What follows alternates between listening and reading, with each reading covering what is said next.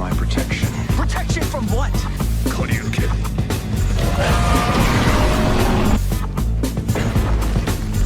We're gonna be in the new world in no time. This is exhilarating. Get excited.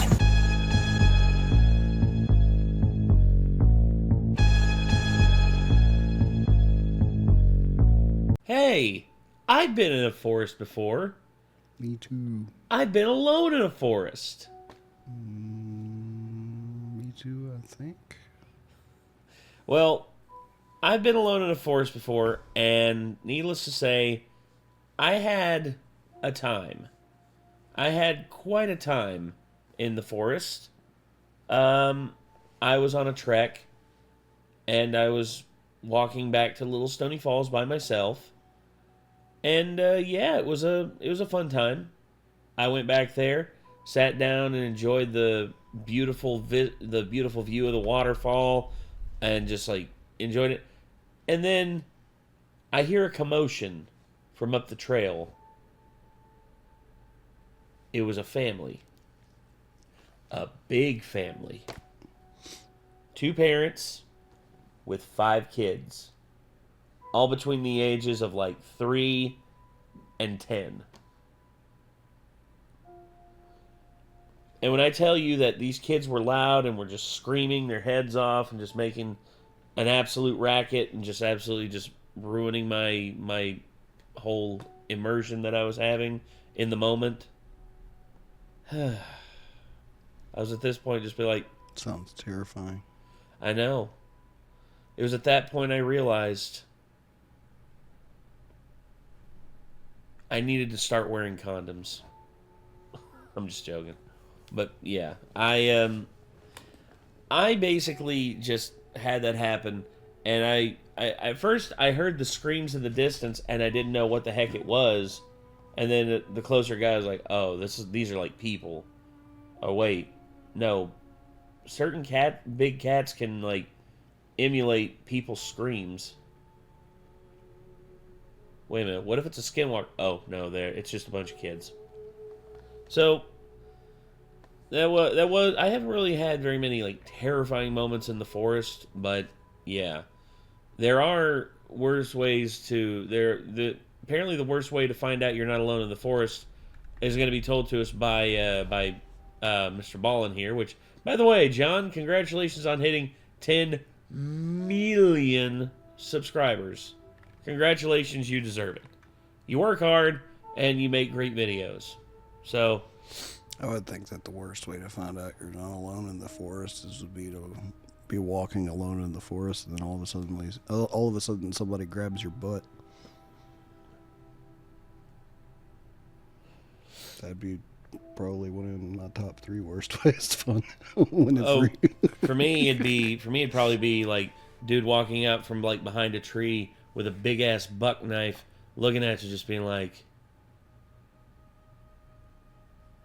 I'm gonna peel your skin off and wear it. Yeah, I guess so. And I'll just be like...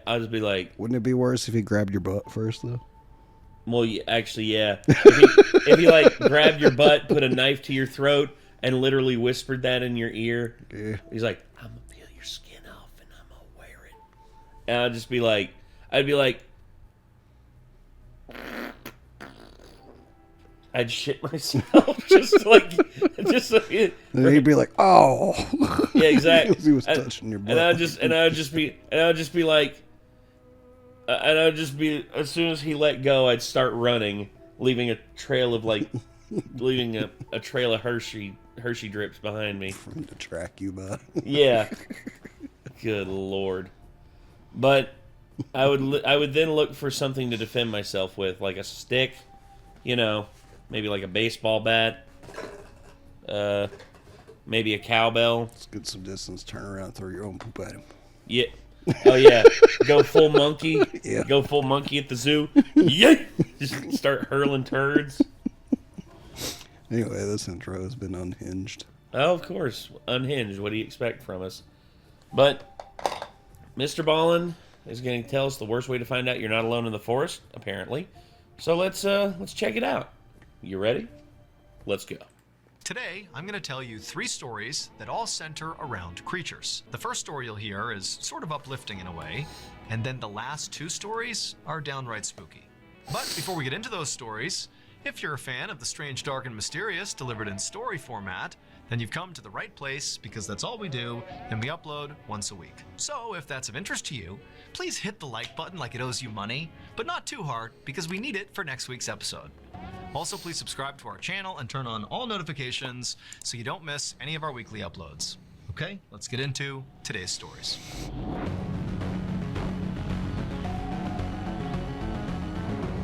This gets claimed every time. Larry Bird? On the evening of December 24th, 2001, a 48-year-old businessman named Kevin Butler was in his kitchen inside of his home in Dallas, Texas, preparing food. The following day, he was going to bring this food to a Christmas party at his friend's house. And as Kevin was preparing this food, he heard his friend Larry, who spent a lot of time at his house, call to him from down the hall. Now, Kevin didn't really hear what Larry wanted, but he could tell from the tone of his voice that, he wanted him to come over there right now. And so Kevin said, okay, I'll be there in a second. But then, after washing off his hands and beginning to walk down the hall to go see Larry, Kevin heard another sound that stopped him in his tracks. He heard the sound of 2 men's voices coming from outside of his house. The men sounded drunk, and they sounded like they were literally in his front yard. And also, Kevin thought he recognized the voices. And so instinctively, Kevin flew over to the door and whipped it open. And sure enough, it was Johnny Serna, one of Kevin's former employees, and Daniel Torres, who was Johnny's half-brother. These were the 2 men he thought he heard outside, and here they are. And even though Kevin was expecting to see them when he opened the door, it was like seeing them in real life was just totally incendiary. Kevin was immediately so mad. For several months, Kevin and Johnny had been in this very public feud over money. And in fact, Johnny at one point had even tried to steal from Kevin by forging a check. And so now Kevin looked right at Johnny and Daniel and goes, "Oh, what are you guys here to steal from me again?" And in response, Johnny didn't say anything. He just charged forward and punched Kevin square in the face. Kevin was so stunned that he... I mean, that's one way to, announce your presence with authority. practically fell over, and then before he could do anything, Johnny and Daniel had pummeled him to the ground and were kicking and punching him, and then they dragged him further into his house and slammed the door behind him. Kevin continued to try to get away, but he just couldn't. One of the brothers was holding him down, and then before long, one of the others had gone off and come back with electrical cord, and they tied him up. And then once Kevin literally was fully bound and couldn't go anywhere, the brothers went into the kitchen, got knives, came back, and they began stabbing Kevin over Larry? and over. Hey, Larry! Help! And over again. And as all this commotion was happening out in the living room, Kevin's friend Larry, who was right down the hall, heard the whole thing. He heard the sound of, the two drunk guys coming in. He heard the sound of Kevin clearly being attacked. And at first, Larry was terrified and didn't know what to do. But as he heard the sound of Kevin screaming out for help, Larry jumped into action, and he flew down the hallway and he charged out there, and he saw Daniel still on top of Kevin stabbing him, and Larry just went right after Daniel. Now, Larry was unarmed and really didn't stand much of a chance to begin with, but he did whatever he could to try to get Daniel off. He began biting and scratching him and doing whatever he could, but it wasn't enough. And eventually, Daniel overpowered Larry, and then before long, Johnny and Daniel were not just stabbing Kevin, but were also stabbing Larry. And so in the end, both Kevin and Larry, the two friends, were stabbed to death. And then after they were dead, Johnny and Daniel fled the scene. But what the two half-brothers didn't know was that even though they had just killed Larry, Larry had actually just made sure those two brothers would get caught. Because when Larry tried to fight Daniel off, he had literally bit Daniel and gotten Daniel's blood on his mouth. And ultimately, when the police showed up, they took the blood from Larry's mouth, and that was DNA evidence, and it led them right to Daniel. And so Daniel and Johnny were soon arrested and charged with murder. However, they were only charged with one murder. And that's because during the attack, when Larry flew down the hall to try to protect Kevin, well, he literally flew. Because Larry was not a person. Larry was Kevin's... Oh. Aww. I see. Poor Larry. pet cockatoo, and he was named after Larry Bird. Kevin. You were right. Well, I mean, you say Larry Legend in the NBA or in the basketball sphere, only one man is known as Larry Legend, and that's Larry Joe Bird. Larry Bird was one of my dad's favorite players when I was growing up.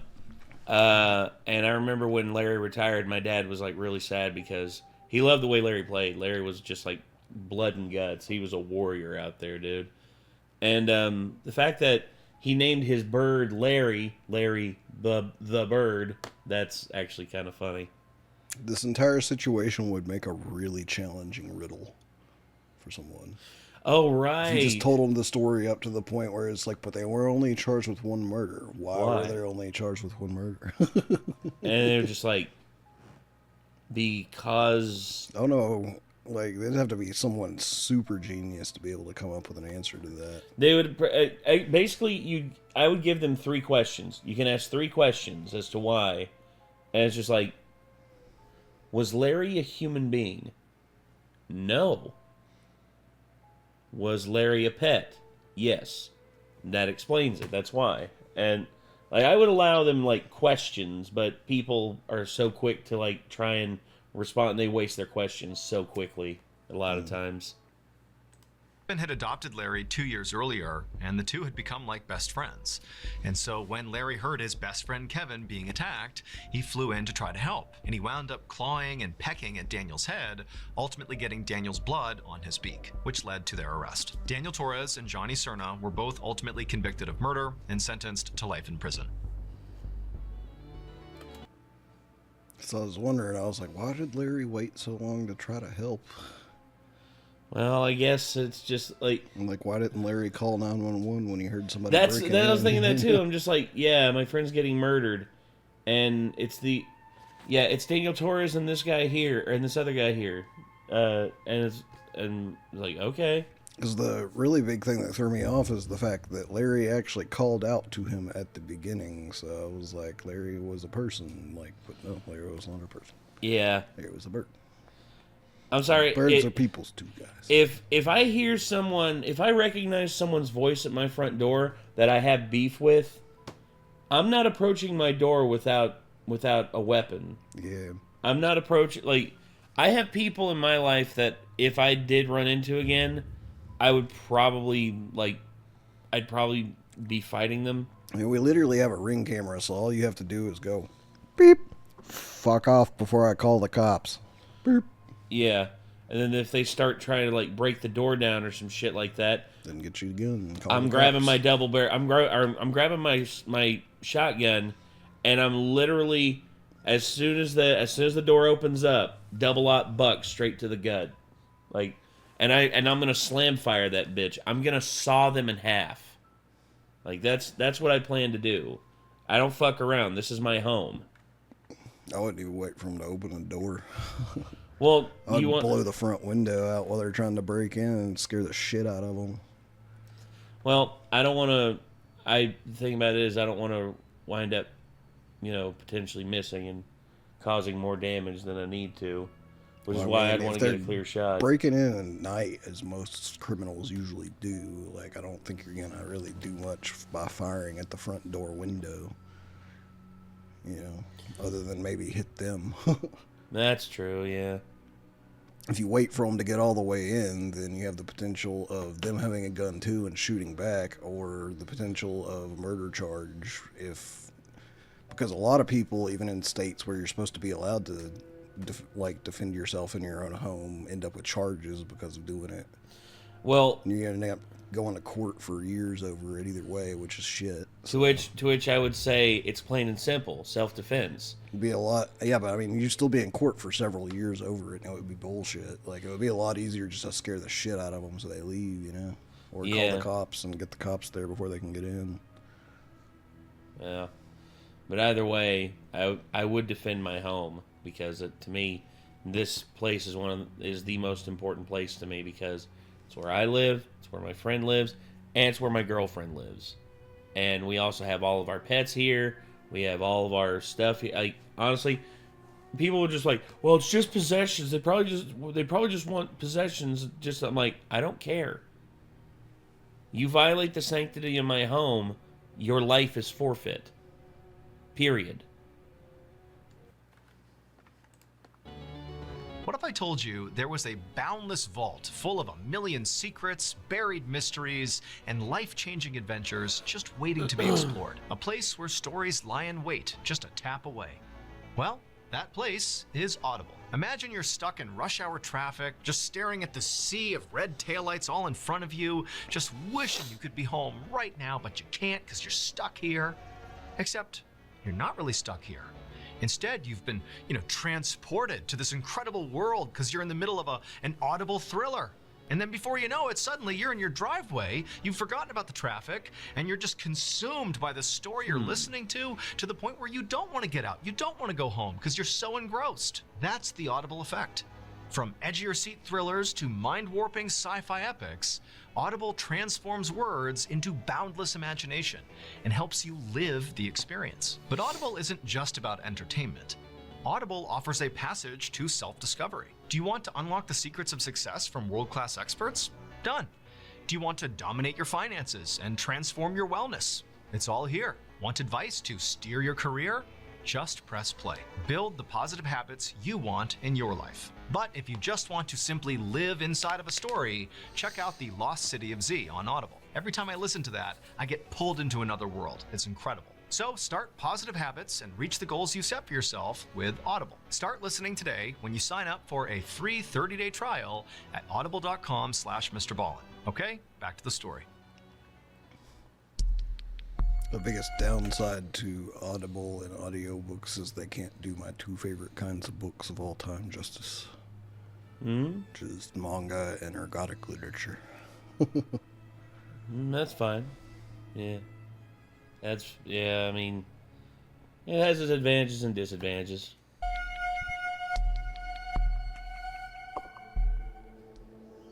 At 6:30 p.m. on July 29th, 2023, a 15-year-old girl named Talia Davila Diaz stood right outside her back door of her house, staring out at the thick, dense, shadowy rainforest that was her backyard. Talia lived in a tiny, isolated village in Peru that was literally in the middle of the Amazon rainforest. So as she was looking out, she would have seen these huge tropical trees and heard the sound of howler monkeys and exotic birds and animals moving all about, and the air would have been really thick and humid. But she wasn't thinking about any of that. Instead, she was focused on this grapefruit tree that was only a few yards away from her house. She wanted to go get a grapefruit and bring it inside and make juice for her family. However, Talia was scared. And she was scared for two reasons. The first reason was this was the Amazon, an inherently dangerous place, especially at night. There were loads of predators out there, like snakes and jaguars. But the other reason she was scared was that she was worried there could actually be something worse out in the rainforest, worse than any predators she was used to. And that was because over the last couple of weeks, people in Talia's village had been claiming they were seeing these shadowy figures lurking in the tree line with these bright green eyes that would occasionally seem like they were hunting the people of the village. Like anytime they went out, it was like these figures were kind of lurking off in the distance, but nobody knew what they were. The rumor around the village was that these shadowy figures were actually pelikaras, which translates literally to face peelers. People in Talia's village believed that pelikaras were foreigners who would kidnap locals and cut their throats and peel the skin of their face off and then sell their body fat on the black market. And the locals were so freaked out that pelikaras could be around that they began performing nightly patrols to keep the villagers safe. So Talia, again, was very scared to even leave her house at this point. But she was also trying to be reasonable. She'd gone out and gotten a grapefruit many times in the past. This was not some new behavior, so she's looking out and she sees the grapefruit tree and she knows there's a nightly patrol out right now and I only have to go a few yards and get the fruit and get right back in the house. Like, how big of a deal could this possibly be? And so after taking one more look around and not seeing anybody or hearing anything that was out of place, she took a breath and then rushed out to the tree. She grabbed a grapefruit, and as she was turning around, she froze because her worst nightmare had just been realized. Now, standing between her and her back door were these two hulking dark figures. And one of them was like so tall, it was practically the size of a tree. And they both had these piercing, glowing green eyes. And they were looking right at Talia. And Talia was so instantaneously petrified that all she could do was just stand there and stare back into their green eyes. And as she did, she began to notice that their faces were grotesquely elongated, almost like they had masks on. And then before Talia could do anything, the really tall one began sort of gliding towards her. Not stepping towards her, but literally almost hovering off the ground towards Talia. And then suddenly, Talia was being grabbed and thrown to the ground. And the instant Talia hit the ground, these two figures descended on her and pinned her there. And then one of them reached down and pressed their hand over her mouth and her nose, and she couldn't breathe. And then she sees the other one is holding what looked like a box cutter or a knife, and they put it right up to her neck. And suddenly it's like Talia understands these are Pelikaras. They're gonna slit her throat. They're gonna kill her. And so she has this sudden burst of energy and she manages to push them off of her. And when she did, their hand came off her mouth and she screamed out for help. And she heard somewhere in the village voices yelling back to her, and then she heard footsteps, and she knew it was the night patrol coming to save her. And so at this point, the figures released Talia, and she scrambled to her feet and immediately ran towards her house right as the night patrol came bounding into her yard, and one of the men had a gun, and he raised it and began shooting in the direction of the figures. And Talia, she's totally panicked, and she turns around, and she looks at her attackers, and she's expecting them to, be fleeing into the rainforest. But instead, these dark figures, they were like levitating in the sky, and they were looking down at Talia and the night patrol with their glowing green eyes as they literally began to levitate into the sky.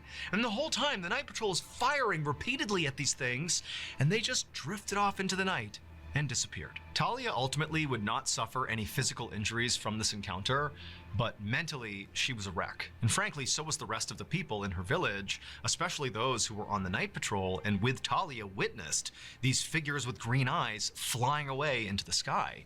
I mean, the fear in this village following this encounter was through the roof. And in fact, ultimately, the Peruvian government would get involved after this encounter, and they would investigate to try to figure out, what happened to Talia.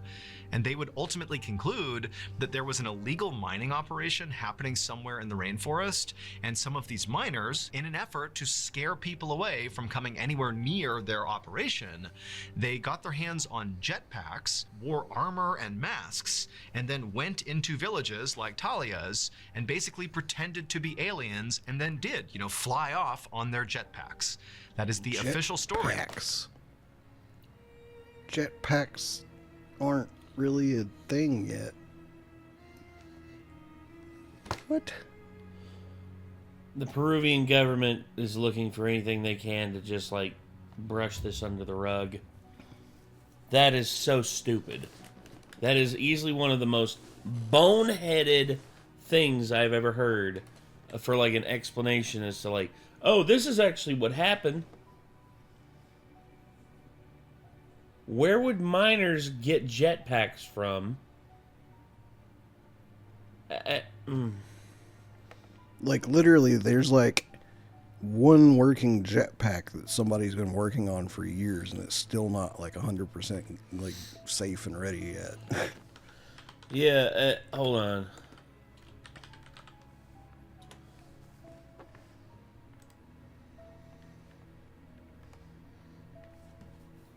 Yeah, the rocket belt jetpack. See, Justin Copper. Oh yeah, Justin Copper. I remember that. Flying rucksack. Let's see. He was only able to be in the air for a limited amount of time, but yeah, the jump belt. Oh yeah, the Bell rocket belt. Powers Productions. Yeah, Dan Shulin, Jetpack International. Yeah, honestly, it's interesting, but at the same time, it's oh yeah, then there's that. But these are wing packs that you have to go base jumping in order to activate them.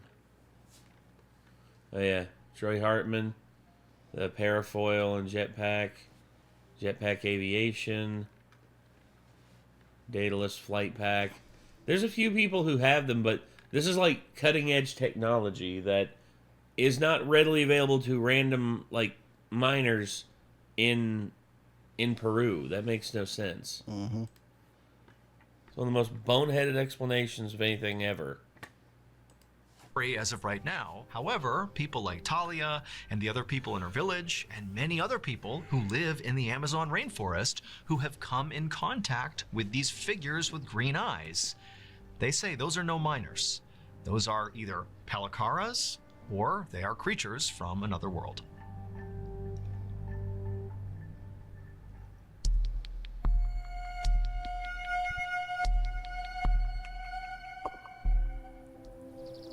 On the afternoon of May 21st, 1974, a 39-year-old man named Pilar Gomez walked through a forest in Argentina. In his hand was a machete and an axe. And as he walked, he used the machete to clear brush, and then eventually he reached this huge tree, and he put the machete down, gripped his axe, and got ready to chop it down. However, before Pilar took his first swing, he looked up and he noticed pretty high up on this tree were these very deep claw marks right into the bark of the tree. Now, at first he thought, oh, that's got to be, a bear's claw marks. But the more he looked at it, the more he realized that would have been an enormous bear to leave marks like those. I mean, these are deep and wide claw marks. Now, Pilar was a professional lumberjack, and he actually lived in this section of forest. He owned this plot of the forest. His cabin was only a few yards away, and he was used to coming in contact with the wildlife, like bears. Now, his friends and family thought he was crazy for living out here. I mean, his neighbors were miles away. He didn't have a phone or a car. He lived totally alone. And so, in virtue of living in this isolated forest, Pilar routinely came across animals that lived out here, like bears. And it didn't really frighten him. He sort of understood that's part of living out here. But he knew his friends and family thought he was totally crazy for living out here. And not just because it was so isolated, not just because he didn't have a car or a phone and was totally alone basically 24/7, but because, according to local legend, this particular forest was effectively haunted. There were these apparent unnatural huge creatures that roamed this forest and would prey on people like Pilar. But Pilar didn't believe in any of that nonsense. He knew that, as he looked at these claw marks, this has to be a bear. This is not some huge unnatural creature that's completely made up. And so Pilar just went ahead and began cutting this tree down. And right as this tree smashed into the ground, making a thundering boom, at the exact same moment, basically right behind Pilar, he heard this horrible growling noise. Like a huge animal was basically coming up right behind him. And so Pilar, he whipped around and looked, but there was nothing there. It was just a wide open forest. Everywhere he looked, it was just trees, nothing else. And so Pilar began to think to himself, did I even hear that? I mean, could I really have just been hearing the sound of the tree hitting the ground that somehow also sounded like a growl behind me? Like, am I, psyching myself out here? Am I creating stories in my head because I'm thinking about those claw marks? And he was like, you know what? It's all going to be in my head. I didn't hear anything. I'm all alone out here. I'm safe. I'm good. And so Pilar just got back to work processing this tree.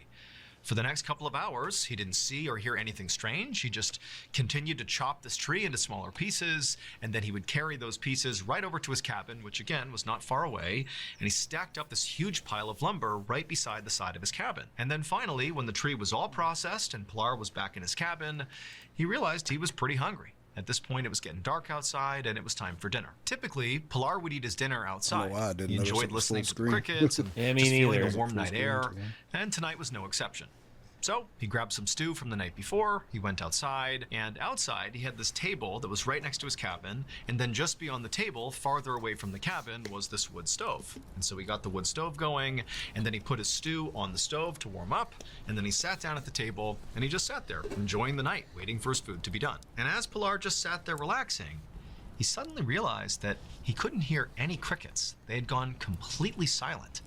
And then as he looked around at the dark forest, he realized the forest was actually silent. I mean, there was no noise whatsoever. The only noise was his stove. And Pilar knew that the only time the forest got this way was if there was some big predator around. And so right away, Pilar thought back to the claw marks in the tree and, that growling sound that he wasn't sure if he heard or not.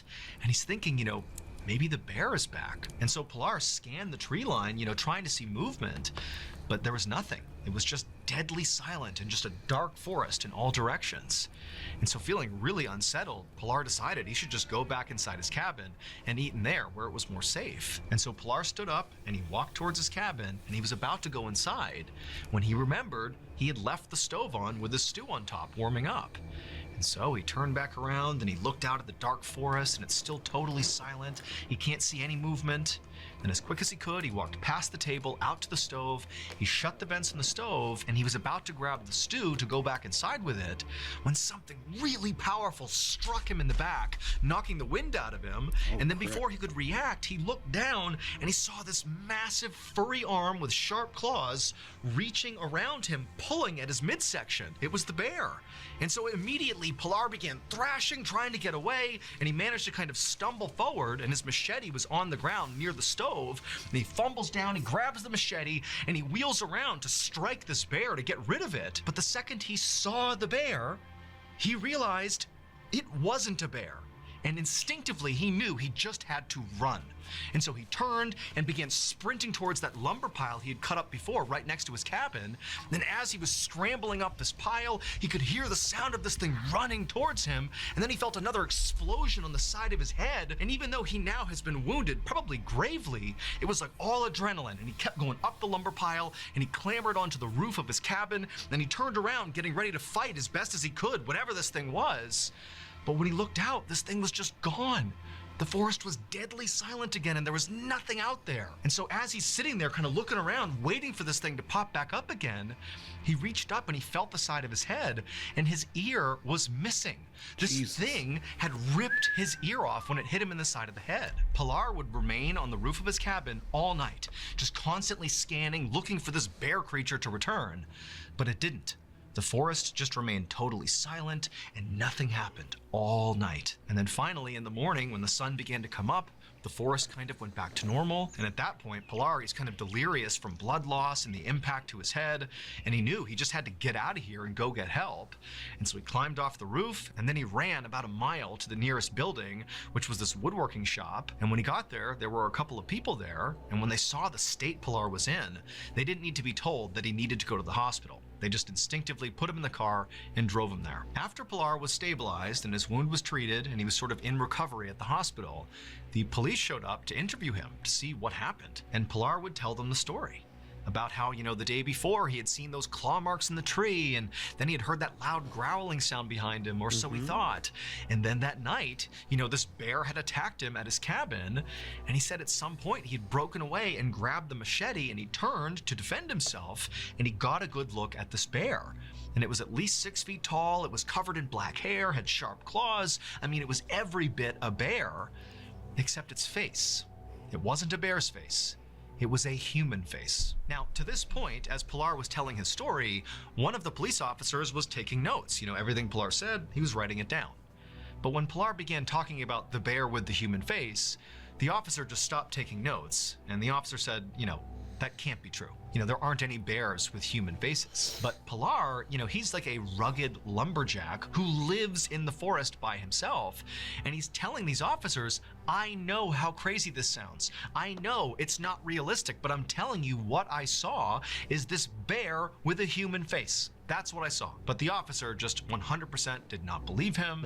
And ultimately, this went down as simply a bear attack. And that was it. The case was closed. However, despite what the police said, since the attack on Pilar, there have been at least 30 people who have come forward to say they either saw firsthand or were attacked by this bear-like creature with a human face in that forest in Argentina. Sightings are so common that locals even came up with a name for this creature. They call it the Ucumar. And to this day, nobody has any idea who or what it is. Yeah. I mean, people can be 6 foot tall. Maybe there's like some crazy serial killer type dude out in the woods that made his own like bear suit, essentially. And he's just going around and killing random people in the forest and making it look like a bear attack. Mm-hmm. I mean, that's... Damn. That'd be some crazy shit right there. Mm-hmm. In case you haven't heard yet, our newest graphic novel, Mr. Ballin Presents Where Nightmares Live, is available for pre-order right now. It contains another 9 heart-stopping, strange, dark, and mysterious stories. Except the all only based on thing real about events. that explanation, too, though, is the forest going quiet. That's one that forest, definitely... Despite us being technically apex predators, this forest doesn't go quiet for us. No. The forest goes quiet in very rare moments where something wrong is in the forest. Something that nature knows does not belong. And even nature's terrified of what's out there.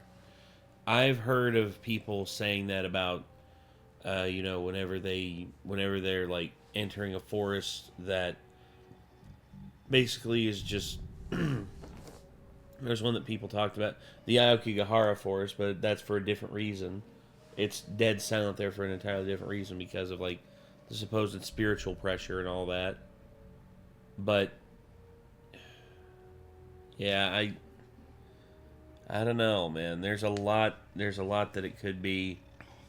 I mean, it being a human face, a bear with a human face. I mean, that's already pretty terrifying. Those are 3 of the craziest stories I think I've ever heard from Mr. Ballin. Yeah, same. It's like most of Mr. Ballin's stories are like somewhat based in reality to an extent. Yeah. Or at least mysterious, but like those were like supernatural stories for the most part. Oh yeah. They were supernatural. Gosh. Well, the worst way to find out you're not alone in the forest. Well, Getting smacked on the back by an Ukamar. Ukamar. And also getting your ear ripped off by it too, which, Lord. So, anywho, I don't really know what else to say about... Oh, let's finish At least the Ukamar didn't squeeze his butt. It's very true. This was a passion project. It took a lot of time, a lot of people involved, from the artwork to the storytelling. I mean, this is a beautiful piece to add to your collection, so you got to check it out. The book comes out on September 30th, but again, you can pre-order your copy at book.ballinstudios.com, or you can click the link in the description below. There are a limited number of hand-signed copies available, but those are going to sell out very quickly. So please pre-order today, because remember, your nightmares are waiting. Thank you so much for watching. Let me know what you thought of today's episode in the comments. And remember, we have hundreds of videos for you to binge right now. But if you're looking for a recommendation from me of that one video that's worth your time, well, it's this one right here. So give it a watch. All right, until next time, see ya. Famous YouTuber defends himself with super glue. Sounds interesting. Wonder how you defend yourself with super glue. I don't know. Maybe you like someone's breaking in. super glue. glue. Either that, or you super glue Lego bricks to your knuckles, right? And and then you just like throw spackle friggin' Legos on there. Someone enters your house, be like, "Give me all your ow, fuck, ow." Are those fucking Legos? Yeah. You want another one? No. Turns around and runs away. Gosh. That'd do it. That would do it. Oh, God. So, all right, everybody. Wasn't me. The Shaggy I defense. spilled Monster in my chair and it's still sticky. I gotta wipe it down better. Yeah. Well, I guess that's going to do it, everyone. So, till next time, signing off, I'm Nate. I am Nick. Y'all be good people. Take care. Peace.